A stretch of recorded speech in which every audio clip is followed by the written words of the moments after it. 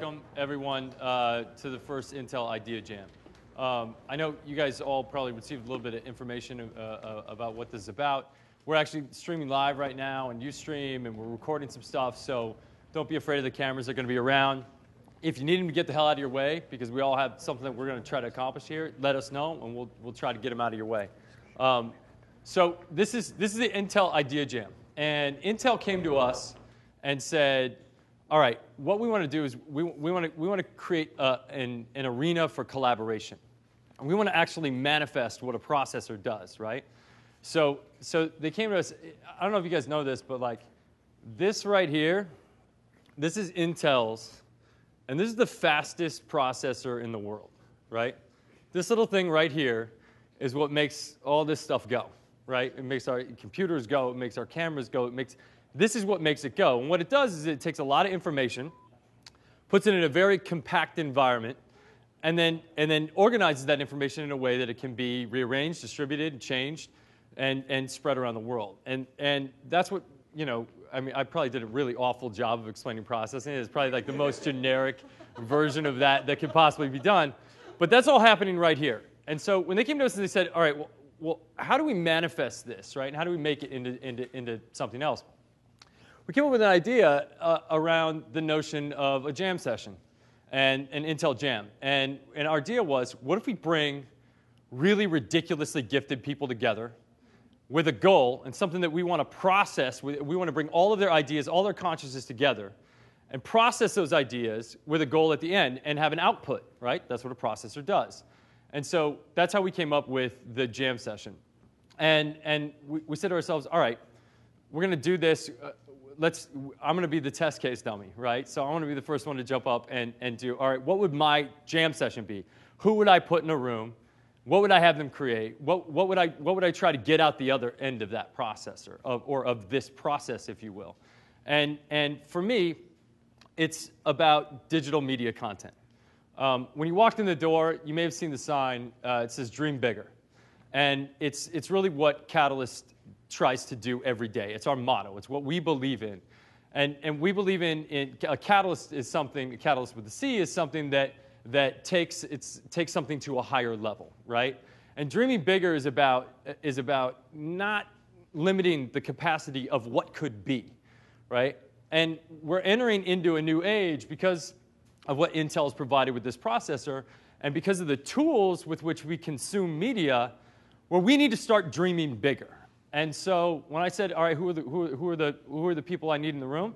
It's you all, because you are all the people that are capable of dreaming bigger and taking that dream to the next level.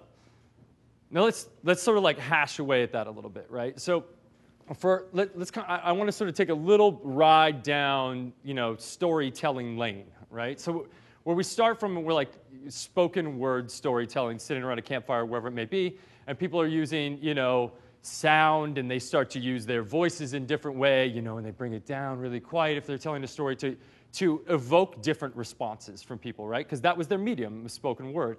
And then you know, we take it one letter further, and it's, you know, written story. So somebody was like, oh my God, we can write this down, we can save this story, we can have this unique story that we can tell again and again and again because it's recorded in history.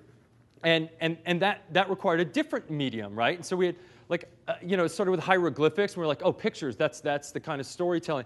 And then we move on, and we keep going down through time. We get to radio, and we get to, well, silent films, right? Where someone said, okay, well, we can string a bunch of these pictures together, right, and make these pictures move and make it look like what we see, but we didn't have sound to it yet, right? Because we didn't have that technological capability, and then we added sound to it, and all of a sudden the medium came alive in a whole new way, right? And then we have radio, and the first guy that was on radio was just transmitting a sound or a spoken word across the wire. And then somebody went, well, wait a second, we can actually tell a story on this thing. And somebody went, wait, if I do this, I can have footsteps, and I can make it sound like somebody's walking and create that imaginative response, right? And then we got to television and broadcast television, and we went from black and white to color. And what it's been about all along is maximizing the medium with which we tell stories. So in the end, whether we're editors or we're DPs or we're directors or we're writers or whatever we are, we're storytellers, right? Like our essence is we're storytellers. And along comes this whole new medium that we can tell stories in. And it exists online, it exists on our computers, and it's powered by Intel's fastest processor in the world, right? And what's happened is this thing that used to be ridiculously expensive, right, to process capacity. Like, I remember working on the 70s show, and there was a comedian that always would go up in the crowd and like try to entertain people between our entertaining people. And there was always one moment in the show when I was shooting that he would turn to the crowd and he would say, you know how much that Panavision camera down there costs? Somebody take a guess. And somebody throws out, it's like, you know, $10,000, whatever it is. And then it was like $40,000 for that one Panavision camera that's sitting on this big, fat, chunky dolly that's got like 3 guys operating it and cranking on it. And that was what we had to have to create a high-quality image that we could then broadcast and share with people. And now, because of these processors and because the cost is coming down, where this thing is starting to happen where that cost is coming down. And so the threshold to be a professional content creator is getting lower and lower and lower and lower. But yet we can maintain the same quality even though anybody can afford to be a professional content creator now. So that's happening. At the same time, we have this new device to tell stories on, and we're not maximizing that device. We're not even coming close to maximizing the capability of that chip. We're not coming close to maximizing the capability of our computers as consumption devices for media, right? So what if right now in television they were just shooting stuff in black and white, and they only showed shows in black and white? You'd be like, show it in color. We can show it in color. Let's show it in color. But we don't. We keep showing it in black and white. Well, that's what's happening on our computers and online in every single day. There's so much capacity to evolve our ability to tell stories, and we're only using this little piece, right? Like, it would be as if we just filmed those guys in a radio station doing this and saying, "Hi, John, how are you?" And somebody else stood right next to me and goes, "Oh, I finally caught up," you know, and we just filmed that. We'd be like, that's inane, that's stupid, that's idiotic, because you can actually act it out now, and you can show people acting it out. Well, we have these computers that have all of this ability, all of this interactive capability, and we're not using it. We're still making this content that looks exactly like the content that you could see on TV and reacts just like the content that you could see on TV. I mean, go on YouTube. It's inundated with America's Funniest Home Videos. Absolutely inundated with it. And there's some professional content that some people are doing where they're elevating their standard of production quality, right? And they're going, you know what? If we light this, we can make it look really good. And if we cover this in an interesting way, we can make it look really cool. And, you know, we could actually sort of start talking about the different mediums that exist online. And, oh, wait a second, let's put a conversation box below that so people can talk about what we just created. But there's this massive capacity to create gadgets and mechanical Turks and all types of different systems that we can put our media into and tell a different story. And we're not doing it. And it's not Silicon Valley's responsibility to do it. This is Hollywood. This is the home of the storytellers.